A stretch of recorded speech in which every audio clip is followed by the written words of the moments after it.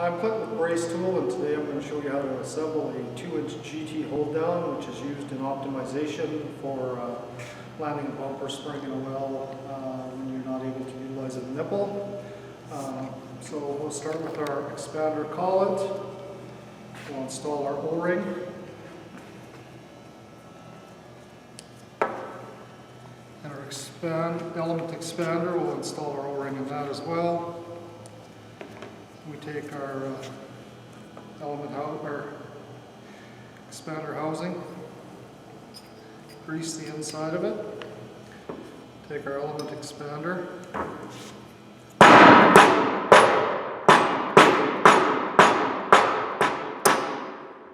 that in there. Always use a rubber hammer for that. Typically you'll never have to disassemble this unless it's damaged. Take a little more grease and put it in here. We're going to install our lug segments and our lock segments now. Lug segments, they're basically a centralizer that keeps the tool centralized in the well when it's set. There's 3 of those.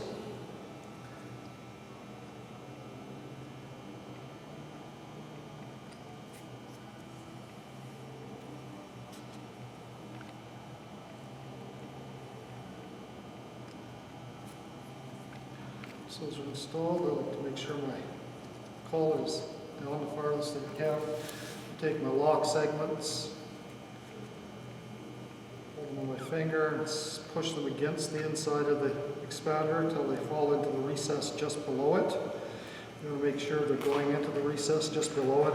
If not, they'll get into the wrong area and you'll have a malfunction when you try to finish your assembly.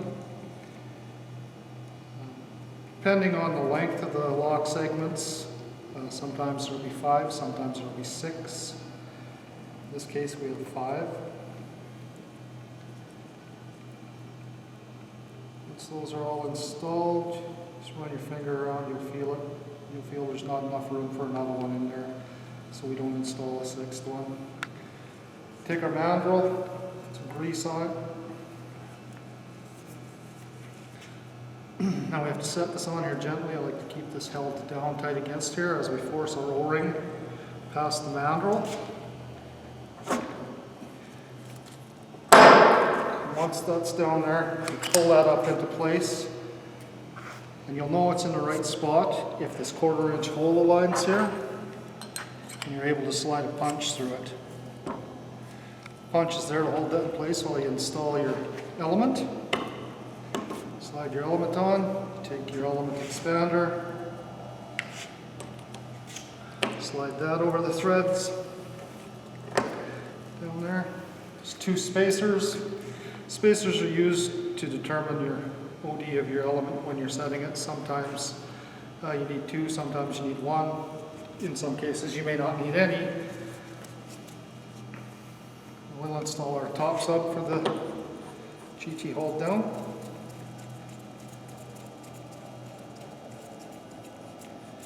It's got a fine thread on it, so if we were going to tighten it, we're in here. We can install our bottom sub. At this point we could put a wrench on here and torque this in and this at the same time. Because this is a fine thread, you don't want to over torque it. Then once that's tight, we could slide this over to here and tighten this up a little bit tighter. We're not going to do that for this demonstration.